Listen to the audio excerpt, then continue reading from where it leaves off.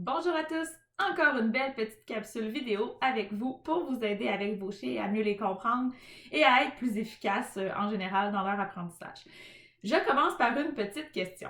Est-ce que les chiens et les chats et les animaux en général ont la notion de ce qu'ils ont droit ou pas droit de faire, du bien et du mal?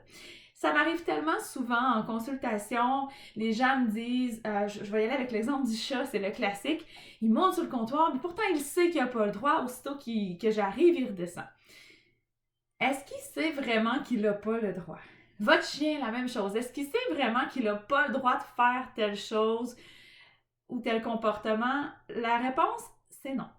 La réponse, c'est que la notion du bien et du mal, de la moralité, ce que nous, on a comme fonctionnement de compréhension, les humains, eh bien, les animaux ne l'ont pas. Donc, eux, ils n'ont pas ces notions-là de ce qui est bien, ce qui est mal, ce qu'ils ont le droit de faire et pas le droit de faire.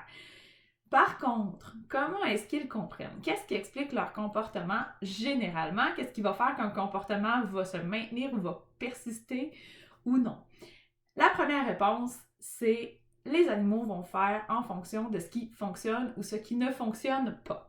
Donc, ils vont maintenir les comportements qui fonctionnent. Si, par exemple, s'asseoir fonctionne pour obtenir le bol de nourriture, ils vont le faire de plus en plus simplement parce que ça fonctionne. Dans l'autre sens, si japper après mon humain pour avoir de l'attention ne fonctionne pas et ne fonctionne jamais, eh bien l'animal va changer de stratégie, il va peut-être trouver d'autres comportements, mais certainement japper, il va l'abandonner si ça fonctionne vraiment pas et que ça fonctionne jamais. Donc ça, c'est la première des choses.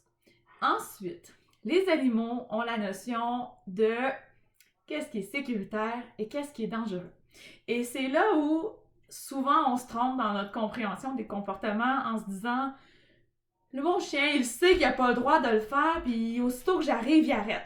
En fait, votre chien ou votre chat, si je prends l'exemple du chat sur le comptoir tout à l'heure, et c'est souvent le même exemple que les gens vont me dire, ah, il sait qu'il n'a pas le droit de monter sur le comptoir, aussitôt que j'arrive, il redescend. En fait, le chat ne sait pas qu'il n'a pas le droit de monter sur le comptoir. Ce qu'il sait, c'est que être sur le comptoir en votre présence, c'est dangereux. Et être sur le comptoir en votre absence, c'est sécuritaire. Donc, c'est qu'est-ce qui est dangereux comme comportement et qu'est-ce qui est sécuritaire. Le problème avec ça, c'est que, en passant, on n'a pas besoin de s'être fâché énormément. Là. Après l'animal, ça dépend de la sensibilité de l'animal. Juste un « hey » peut être suffisant, puis le chat prend peur, puis voilà, le comportement était dangereux. Être sur le comptoir en votre présence, c'était dangereux. Le problème, c'est que le danger est associé à votre présence. Et si c'est associé à votre présence, c'est associé à vous, forcément. Et le problème, c'est que c'est pas efficace, mais pas du tout, parce qu'on ne vise pas le comportement. À ce moment-là, ce qui arrive, c'est que le chien et les chats et les animaux sont très, très, très bons pour détecter la police. Est-ce qu'elle est présente? On est bons, nous aussi, hein? Si vous roulez dans un rang parce que vous savez qu'il n'y a jamais, jamais de police, vous allez rouler plus vite. Des bonnes chances. Donc, parce que vous n'avez pas peur de vous faire prendre. C'est pas la notion du bien et du mal à ce moment-là pour l'animal, c'est un petit peu le même principe. Donc, lui, ce qui associe, c'est mon humain est présent, c'est dangereux, mon humain est dangereux dans ce contexte-là. Et le problème, évidemment, c'est que ça vise pas le comportement. Donc, à long terme, c'est pas efficace. Parce que l'animal va le faire aussitôt qu'on a le dos tourné, aussitôt qu'on est dans une autre pièce ou qu'on quitte la maison, il va faire le comportement qu'on veut pas qu'il fasse. Ça nous fait perdre des points au niveau de la confiance avec notre animal, au niveau de la relation, et on n'est vraiment pas efficace. Alors, ce qu'il faut se poser comme question, c'est quelle est la motivation de l'animal à faire ce comportement-là et comment je peux changer sa motivation. Donc, si je reprends l'exemple du chat sur le comptoir, en passant, j'ai un beau vidéo là-dessus, vous pouvez le trouver facilement sur ma page Facebook ou sur mon YouTube. Ce qu'on veut, c'est changer la motivation. Donc, on veut offrir des alternatives, rediriger le comportement vers un autre comportement et enseigner à l'animal qu'est-ce qui fonctionne. Parce qu'à la base, si l'animal fait un comportement, c'est probablement parce que ça fonctionne pour une raison X. Donc, le chat, grimper sur le comptoir, ça peut être juste pour le simple plaisir d'être en hauteur. Ça peut être aussi pour aller licher le beurre qui traîne sur le comptoir ou les miettes ou les choses comme ça. Donc, il faut s'assurer que le comportement qu'on veut retirer, qu'on veut que l'animal cesse de faire, ne fonctionne jamais, pour rien, ne soit jamais renforcé et qu'on soit en mesure de renforcer des comportements alternatifs. c'est ce qui va vous amener à être beaucoup plus efficace. Et à ce moment-là, on travaille avec une relation beaucoup plus bénéfique pour tout le monde, sans avoir à se fâcher après l'animal, ce qui de toute façon sert à rien, parce qu'aussitôt que vous allez avoir le dos tourné, votre chat il va remonter sur le comptoir, ou votre chiot va recommencer à gruger les pattes de chaise parce que vous êtes plus là, parce qu'il n'a pas compris vraiment que c'était le comportement qu'on visait, mais c'est notre présence pour lui qui est la différence.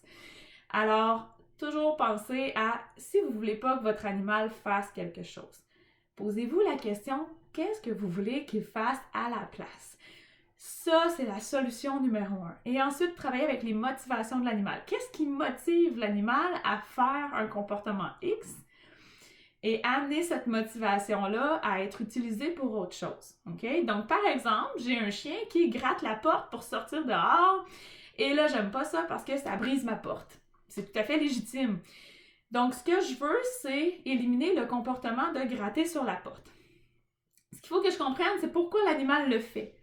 Il le fait probablement parce que lui, il pense que ça fonctionne ou parce que ça fonctionne pour vrai, parce que vous voulez pas qu'il gratte, vous ouvrez la porte, OK? Donc, gratter dans la porte fonctionne pour aller dehors ou pour rentrer dans la maison. Ça, c'est la première chose qu'il faut comprendre. Et là, on a la motivation. L'animal, qu'est-ce qu'il veut? Il veut sortir ou il veut entrer. Donc, je vais utiliser cette motivation-là pour renforcer un autre comportement. Le mieux, c'est toujours de devancer le mauvais comportement. Donc, si gratter dans la porte, c'est ce que je veux éliminer, c'est ce que je veux changer, avant même que le chien gratte dans la porte, donc les premiers temps, il faut superviser, il faut être proche, avant même qu'il gratte dans la porte, je vais demander au chien de s'asseoir, par exemple. Puis dès qu'il s'assoit, j'ouvre la porte et je le laisse aller. Ça peut être la même chose pour rentrer aussi dans la maison. Donc, je fais la même chose. On peut ouvrir aussi apprendre au chien à sonner une cloche pour nous dire qu'il veut rentrer plutôt que de gratter dans la porte. Et ce qui est super important, c'est que gratter dans la porte, à partir du moment où le chien commence à comprendre que s'asseoir fonctionne, gratter dans la porte fonctionne plus, fonctionne jamais, en aucun cas. Gratter dans la porte va fonctionner. S'asseoir, par contre, va fonctionner, et ainsi de suite. Et là, éventuellement, on peut apprendre au chien aussi à attendre, etc. Toujours dans le même principe. Ces notions-là sont vraies pour les comportements généraux. Je vous dirais que si c'est des choses qui sont en lien avec la peur, l'insécurité, l'anxiété, on traite ça un peu différemment. Donc là, faites-vous aider si jamais c'est des choses comme ça. Mais pour ce qui est de la simple éducation de base, juste l'obéissance, le travail avec le chien, pensez beaucoup de cette manière-là. Qu'est-ce qui fonctionne et qu'est-ce qui ne fonctionne pas? Qu'est-ce qui motive mon animal à faire ce comportement-là et comment je peux l'amener à changer son comportement? Vous allez être beaucoup plus efficace. Vous allez avoir un animal qui est autonome et que ça fonctionne peu importe que vous soyez là ou non, tout dépendamment des situations, parce que vous avez appris à votre chien à faire les bons comportements par lui-même, parce que c'est ceux-là qui fonctionnent. Il y a plein d'outils, plein de choses qu'on peut faire en dehors de tout ça pour augmenter l'efficacité, mais mon point aujourd'hui, c'était juste de vous amener à réfléchir un peu à tout ça, à changer un peu la compréhension qu'on a des comportements du chien. Alors non, votre chien et votre chat ne savent pas ce qu'ils ont droit ou pas le droit de faire. Ils savent qu'est-ce qui est dangereux et sécuritaire.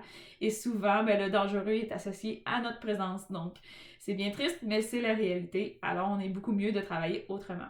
N'hésitez pas de vous faire aider d'un intervenant qualifié si jamais quoi que ce soit, que vous avez de la difficulté. Laissez pas les choses empirer, ça va juste être pire. Et j'espère que cette petite capsule vidéo-là va vous avoir aidé, puis vous allez avoir trouvé ça intéressant à comprendre. Alors sur ce, bonne journée!